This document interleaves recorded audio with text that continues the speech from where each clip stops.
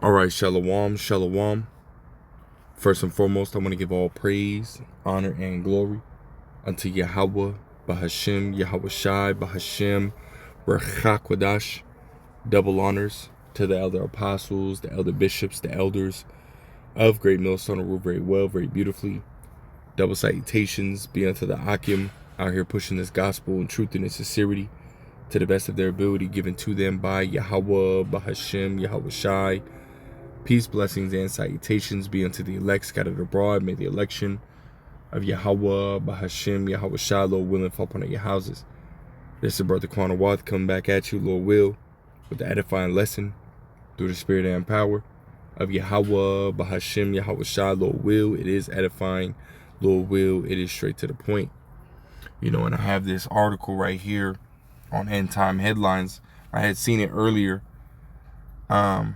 It says historian warns of major signs of another coming dark age and collapse of an empire. And we are looking at the collapse of Esau Edom's rule, right? Or what you can call the American empire, right?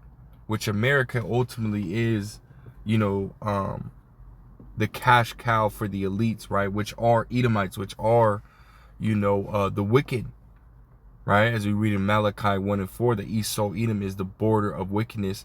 Job 9 and 24 also tells you that the earth is given into the hand of the wicked, right? And when you ultimately do, your research and you're ultimately honest, right, with yourself, right? You understand that it's this self-proclaimed so-called white folks that rule, right, the earth, right? They rule. Esau Edom, right, rules the earth, and they are the wicked, right? And we're looking again, right? We're looking at the collapse of their rulership, the collapse of their empire,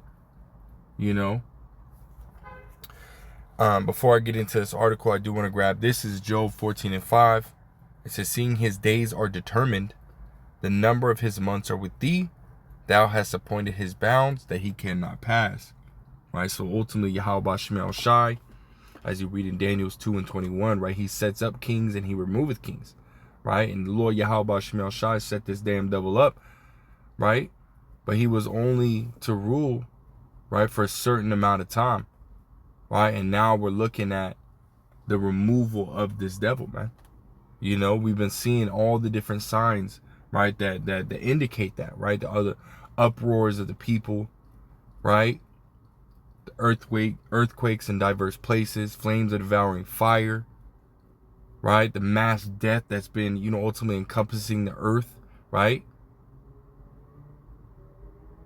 The different, uproars of the people, even the wars and rumors of wars. These are all different signs that we were warned, right?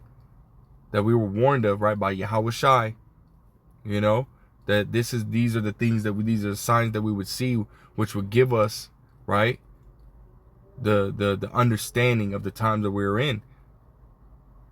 And we see that we are in the time where the Yahweh Shemel Shai is bringing this devil down, man. So let me go ahead and jump into this article.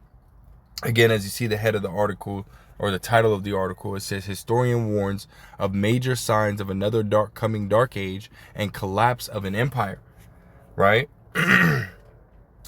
It says, in a sobering reflection on history and the present moment, historian Victor Davis Hanson argues that Western civilization may be showing unmistakable signs of entering a new period of decline reminiscent of past dark ages, right?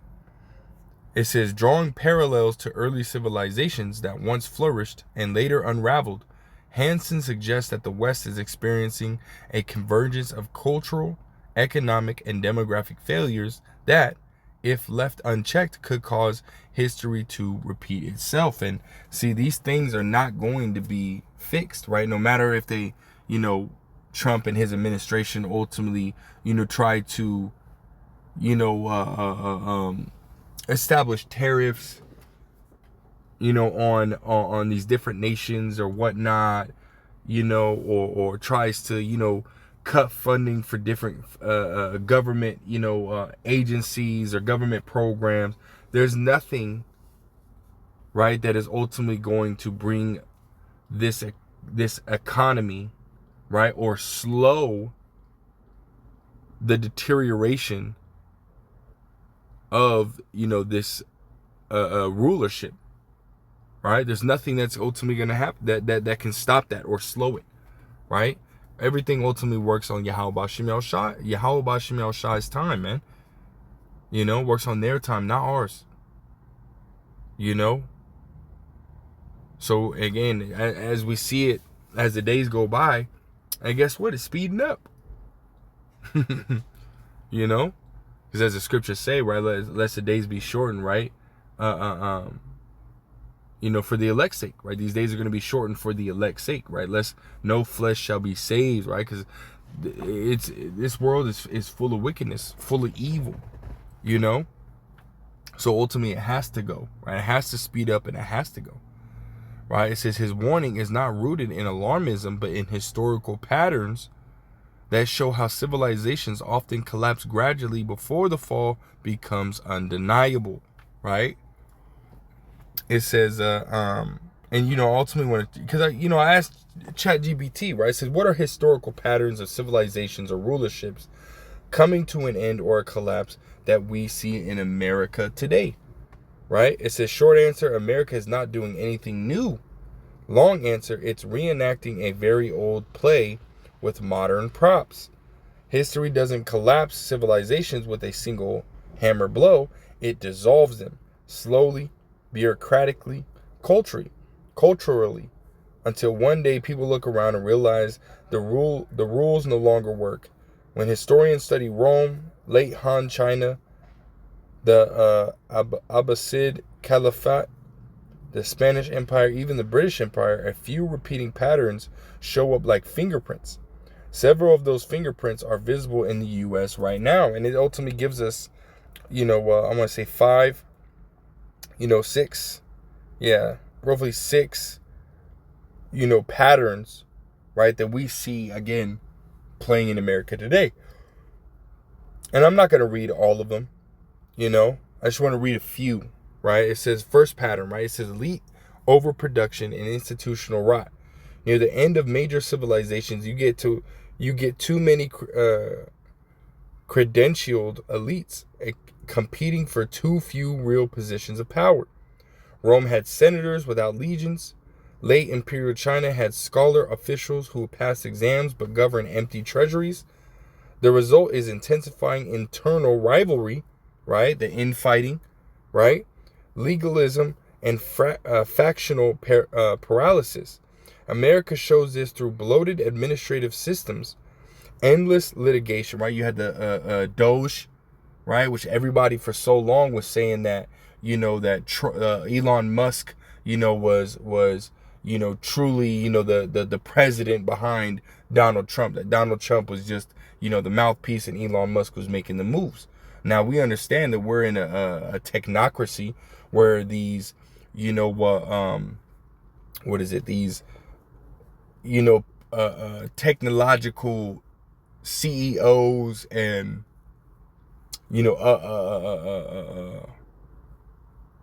just those who are in charge, right, are really, running everything, right? Because we're in a digital age, right? We're under, a technocracy, as of right now, right? It says, America shows it through bloated administrative systems, endless litigation, regulatory complexity, and a political class that produces rules faster than results. When institutions exist mainly to protect themselves, decay accelerates quickly, right? We're seeing that decay, right? It says second pattern, right? Economic stratification paired with debt dependency. Collapsing empires run on borrowed time, literally, right? They don't have, again, as we just read in Job 14:5, that the Lord gave him bounds that he cannot pass, right? His number, his time, right, and his months, right, of rulership are with the Lord, right? They're already predetermined, right? It's literally borrowed time. So It says Rome debased its currency, right? Let's look up that word debase, right? It's the online etymology. Debase, right? It says lower in position, rank, down. It says lower in quality or value. Degrading it, right? Just when you go back into the Roman Empire, right? They were ultimately, I can't remember the name of what it was called, but they were basically, cutting up their currency and then mixing it with lower value metals, right? Making the value of that currency lower, right? It still looked like a denarion. It still looked like this and the third, but ultimately, it made the value of that because they kept, coining, they kept, making those coins and so on and so forth, and they couldn't keep making them, out of the same metal. They had to make them with a cheaper metal that they can ultimately, continue to produce, like nickel, lead, so on and so forth, man, so that devalued their currency. And we see America ultimately constantly printing money, right? These stimmies and so on and so forth, they're constantly printing money, right? They're giving out, the dividends from, the tariffs, right? Just printing money and putting it out there, which again is devaluing, right, that currency, degrading that currency, right? It says Rome debased its currency. Spain lived off New World silver. Britain relied on colonial extraction and later financial leverage. America runs on sovereign debt, consumer debt, student debt, medical debt, and corporate leverage. Wealth concentrates upward while the middle thins out, and we're seeing the middle class being eroded, man. And we've been seeing that heavy, especially during the Crown Vic Royale, right? The C-19, right? When ultimately the shutdown happened, what happened, man? A lot of these mom and pops, these smaller companies, right, were ultimately forced to shut down because they couldn't just keep paying, these their bills, right? They couldn't, pay their lease for their buildings, right? And not actually able to sell their products. So they weren't bringing any money in, but yet they were constantly spending money, so they had to ultimately close up shop for good. And then what happened right after? They were sending out these stimmies, right? Giving everybody free money, and I think they did it, 2 or 3 times? I think it was 2 times. They gave people stimulus checks, man, printing money and sending that money out. Right, we see that happening today, right? It says historically, when the majority feels the system only extracts and never reciprocates, legitimacy erodes. Revolutions aren't born from poverty alone; they're born from perceived unfairness. Right, prices going high, right? As the value of the currency continues to dwindle and erode, that means prices for everything goes up. Right. Just like, my wife was ultimately talking to her sister who ultimately lives, out there in South Korea, and for, their currency's trash, right? For, her apartment, right? If that's what you want to call it, it's 400,000, South Korean, currency, right? For American, it's what, $400, $400 or $500. But see, their currency, right, is trapped. 400,000. Imagine the currency of America hitting that point to where it's $400,000, for, to buy a car, and we're talking about a regular Honda Civic '08, something that ain't even got the value of $1,000, right now, That's going to ultimately make it to where people are going to riot. People are going to,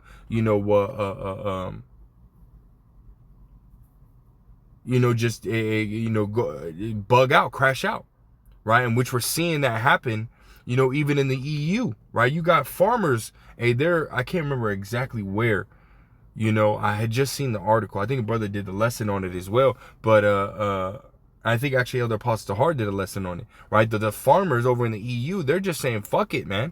They're crashing out, because of that unfairness, because of the way that the economy is moving now, And I'm just going to read a couple more of these. I'm going to drop down. Yeah. We'll go to, we'll read 5, right? It says moral and legal complexity, replacing virtue and simplicity. It says late empires drown in laws. Rome had thousands of edicts, right? What's an edict, right? Let's look that up, right? We look up words, right? Starting with the elder apostles of Great Millstone on down, right? We're supposed to be looking up words, right? It says an edict, right? A proclamation having the force of law, right? Like a executive order, right? Proclamation, ordinance, right? An edict, right? Right? Had many edicts, and we see that here. And America is spiritually Rome 2.0, right? That fourth beast reincarnated. We read that, Revelation, the 13th chapter, right? That beast that had a wound, but that wound was ultimately healed. It says the Byzantium became famously procedural. America's legal code is massive, contradictory, and inaccessible to the average citizen. When laws multiply faster than justice, people stop respecting both. Informal workarounds replace formal obedience, a classic pre-collapse sign, right? We're looking at these pre-collapse signs. 6th, it says bread, circuses, and distraction saturation. This one is famous for a reason. As legitimacy wanes, rulers lean on entertainment, outrage cycles, and emotional stimuli to keep attention fragmented. Late Rome had games.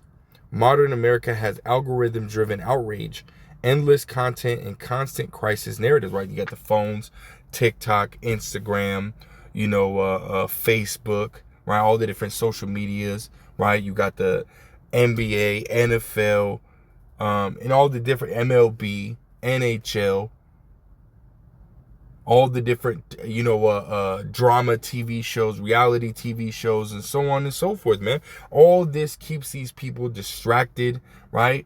And then, Esau's got these different, false flag events and whatnot that will ultimately, get these people, in a scared state,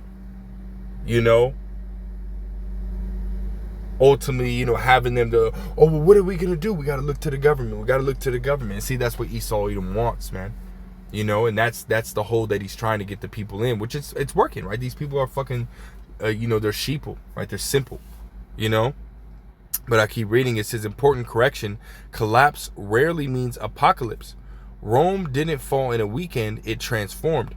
Power localized, life got simpler, poorer, more regional. Elites survived longer than systems. The U.S. shows signs not of imminent annihilation, but of transition stress. Institutions lagging behind reality, narratives breaking, and power slowly decentralizing, whether leaders admit it or not. And America is falling.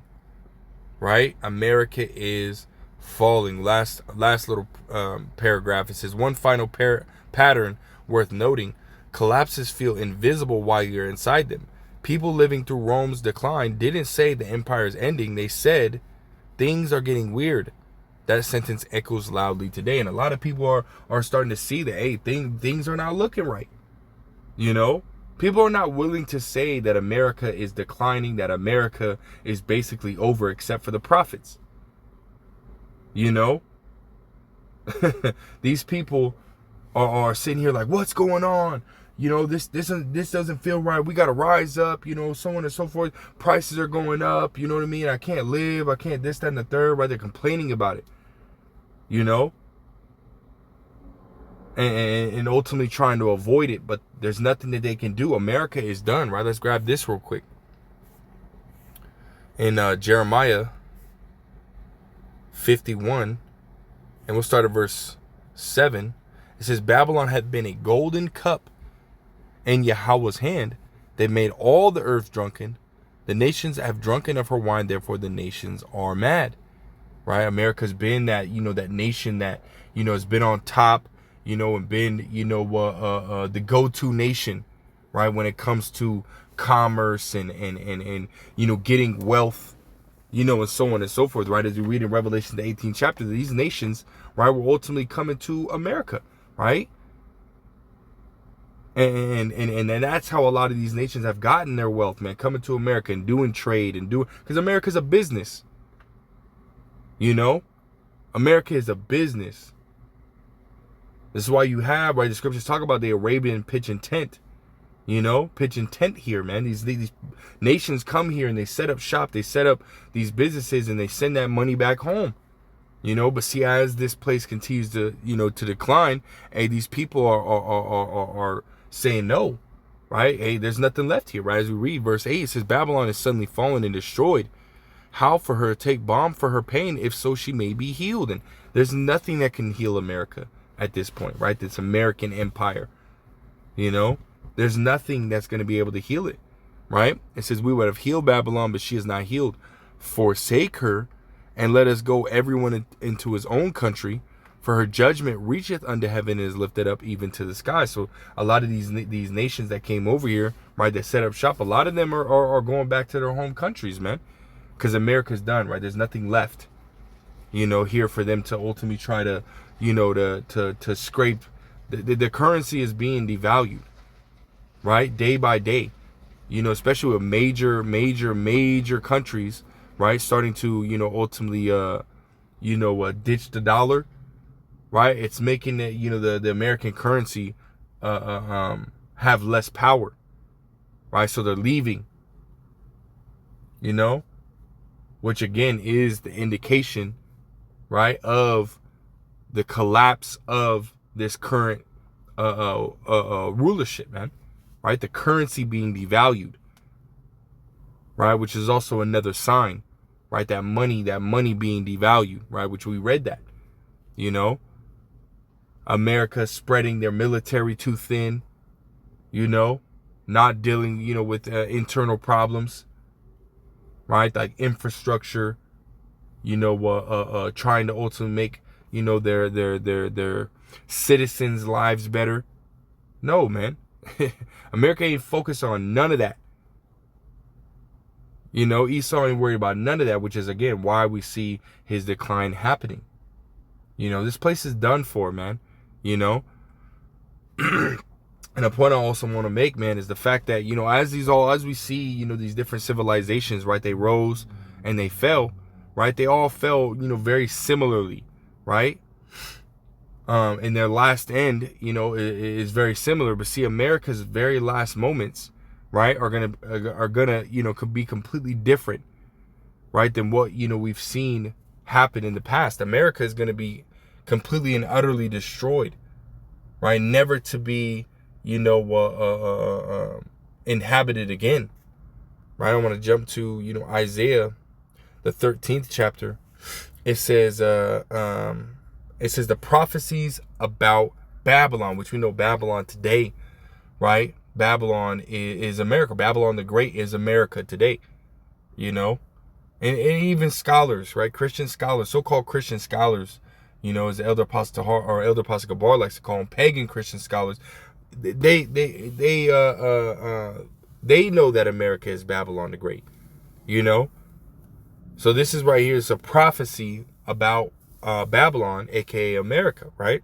It says, the burden of Babylon, which Isaiah the son of Amos did see, lift ye up a banner upon the high mountain, exalt the voice unto them, shake the hand that they may go into the gates of the nobles. And see this banner, right? This word, right, is being, which also is the standard, right, is being lifted up, right, and being spoken about, man, by the prophets of Yahweh Shem El Shah, the true prophets of Yahweh Shem El Shah, man.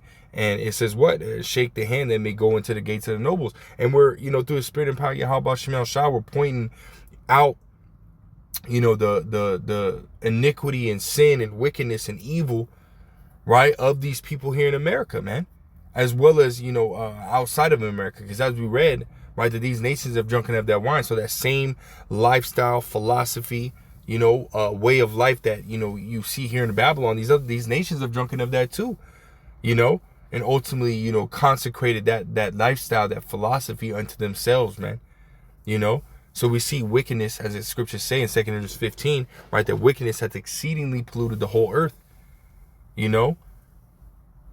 And it says what? That it may go into the gates of the noble. So they know, right? Even the higher ups, they know that we are prophesying the downfall of this wicked and evil, kingdom, man. And the removal of this wicked and evil, ruler, right? Which we know is Esau, Edom, right? Verse 3, it says, I have commanded my sanctified ones. I have also called my mighty ones for mine anger, even them that rejoice in my highness. The noise of a multitude in the mountains, like as of a great people, a tumultuous noise of kingdoms of nations, of the kingdom of nations gathered together. Yahweh of hosts mustereth the hosts of the battle. And see, this is what you see happening, right? Yahweh Bashim El Shai is gathering these nations, right? As you see, and we read in Joel, the 3rd chapter, right? The Lord is preparing war, right? Within these nations, man. These nations are building these nuclear missiles, right? China just ultimately loaded up, over 100, ICBM nuclear missiles, right? In silos ready to, ultimately fire them off, man. So we're war is at the door, World War III is at the door. And see, the peak of World War III is going to be what? The use of those ICBM nuclear missiles and the destruction of America, because America is going to be the aim, right, of all these different nations, for their ICBM nuclear missiles, man. They're gonna shoot them off at America. America's gonna be the main target. Yes, you're gonna have ICBM nuclear missiles that hit in other places, right, such as Israel, right? But the difference between Israel and America is Israel's gonna be built back up, man. That's gonna be the epicenter, of existence, if you will. It's like Verse 5, it says they come from a far country, from the end of heaven, even Yahweh, and the weapons of his indignation to destroy the whole land. So, see, that's talking about America. America will be destroyed, right? And there's nothing that's going to be able to stop that, man. Yahweh Bashim El Shai has ultimately predetermined America to be destroyed, and best believe it's going to happen, right? The Lord's words will not return unto him void, right? So we're in the time, where we're seeing this collapse, man, and see the ultimate cherry on top is going to be the complete and utter destruction of America. That is the complete end to this currently collapsing wicked and evil empire, is the ultimate destruction of America. But that's all I got, man. Lord wills edifying, Lord will straight to the point. I want to give all praise, honor, glory to Yahweh, Bahashim, Yahweh Shah, Bahashim, Rachak, Kodash, double honor to the elder apostles, the elder bishops, the elders, the great millstone. Till next time I say shalom.